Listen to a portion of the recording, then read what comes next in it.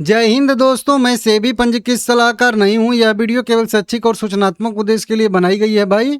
US और Iran के बीच एक एमओयू साइन होने वाला है और उसकी खबर आई है, जिसके वजह से आज आप लोग देख सकते हो कि निफ्टी में बहुत ज़बरदस्त 250 पॉइंट लगभग 1.5% की अच्छी खासी बढ़त देखने के लिए हम लोगों को मिल रही है।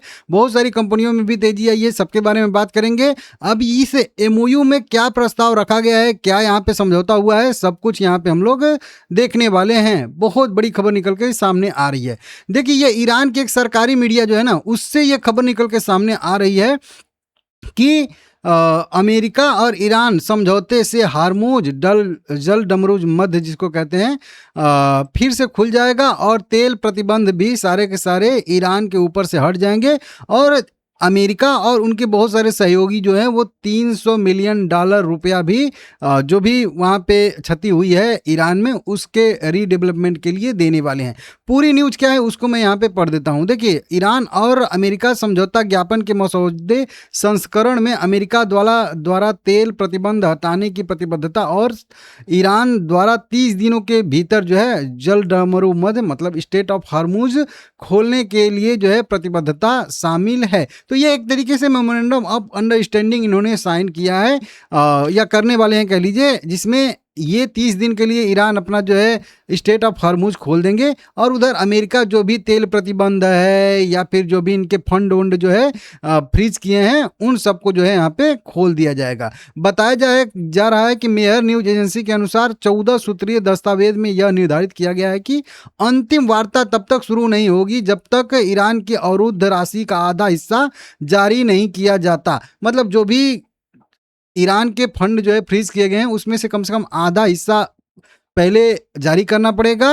इसके बाद ईरान पर लगे तेल प्रतिबंध निलंबित नहीं हो जाते और नौ सैनिक नहीं हट जाते। तो ये तीन पहले मतलब मांग है कि ये जब 14 सूत्रीय जो मांग है उस पर बातचीत इन्हीं 3 शर्तों पे होगी कि सबसे पहले ईरान का जो राशि जब्त है उसका जो है कह लीजिए कि आधा हिस्सा करिए और उसके बाद जो है सारे के सारे अपने सैनिक हटाइए, ठीक है ना, और तेल प्रतिबंध हटाइए ईरान पर से।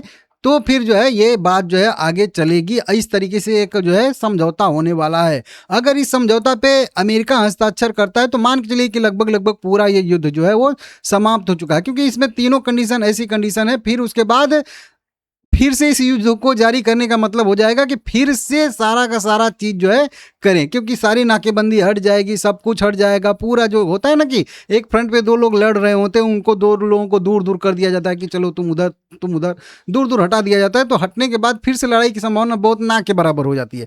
वो चीज़ यहाँ पे देखने के लिए मिला। इसके बाद भी यहाँ पे शर्त रखा गया कि ईरान के से वापस बुलाना होगा सारी अमेरिकी सेना को, और उसके बाद जो अमेरिका है और उसके सहयोगी हैं वो कम से कम लगभग $300 अरब की पुनर्निर्माण योजना मतलब रिकंस्ट्रक्शन के लिए, क्योंकि वहाँ पे बम बरसाए हैं तो भाई क्षति तो हुई है ना, तो उसको रिकंस्ट्रक्शन करने के लिए यहाँ पे $300 अरब का जो है फंड भी अमेरिका जारी करेगा ईरान को। तो इस तरीके से एक समझौता होता हुआ नजर आ रहा है भाई, एमओयू साइन होता हुआ नजर आ रहा है। इसके वजह से यहाँ पे आज मार्केट में बहुत ज़्यादा हरियाली। हालांकि इसके बाद फिर तुरंत ईरान के ऊपर जो है इस पर इजराइल का यहाँ पे बयान आ गया कि जो भी ईरान और यूएस के बीच में समझौता हो रहा है इसमें इजराइल शामिल नहीं है। इस समझौता जो भी अमेरिका इजराइल के बीच में हो रहा है इसमें हिस्सा नहीं है, मतलब इजराइल शामिल नहीं है और परमाणु और संरचना को खत्म करने और जो है परोक्ष समर्थन की मांग कर रहा है। तो इस तरीके से कह रहा है मतलब इजराइल कि हम इस समझौते में शामिल नहीं हैं, लेकिन हम ये मांग कर रहे हैं कि ईरान के पास जो है परमाणु हथियार नहीं होने चाहिए, परमाणु संयंत्र नहीं होने चाहिए। जो भी एनरिच यूरेनियम है उसको जो है नष्ट करना चाहिए या किसी को दे देना चाहिए, जो भी शर्तों में है।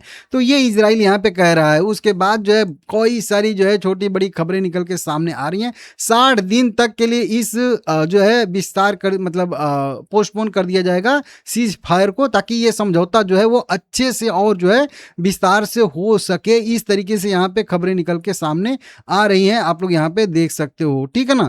तो बहुत बड़ी खबर निकल के सामने। इससे क्या हुआ है कि सबसे पहले हम लोग का निफ्टी 1.6% 370% ऊपर है भाई। वहीं पे बढ़ने वाले शेयर में अगर हम लोग देखेंगे यहाँ पे, तो बढ़ने वाले शेयर में श्रीराम फाइनेंस, HDFC बैंक, ये सब जो है Bajaj finance, large and Toubro, eternal है, टाटा मोटर पैसेंजर व्हीकल, ये सब बढ़ने वाले शेयरों में है। वहीं पे गिरने वाले शेयरों में देखेंगे तो Tata tech, ONGC, power grid, ये सब जो है शेयर थोड़े से गिरने वाले यहाँ पे शेयर है, क्योंकि वहीं एनर्जी क्राइसिस अब खत्म हो जाएगी अगर ये सब खुल जाएगा तो इसीलिए एनर्जी शेयरों में थोड़ी सी गिरावट देखने के लिए मिले। ग्लोबली भी अगर हम लोग देखेंगे भाई, तो ग्लोबली भी आप लोग देखोगे तो क्रूड में धड़ाम से गिरावट आई है, 85-86 के आसपास क्रूड ट्रेड कर रहा है। और यहाँ पे ब्रेंट भी देखेंगे हम लोग, यहाँ पे क्रूड तो देखिए 83-84 पे आ गया, और ब्रेंट देखिए यहाँ पे हम लोग देखेंगे तो भी यहाँ पे 86-87 के आसपास 4-5% की गिरावट आई है। और ये अभी गिरावट पिछले दिन भी यहाँ पे देखने के लिए मिली थी इस तरीके से, ठीक है ना। तो बढ़िया सी खबर आ रही है। और जो बढ़ने वाले शेयरों में सबसे ज़्यादा कंट्रीब्यूशन अगर देखेंगे हम लोग,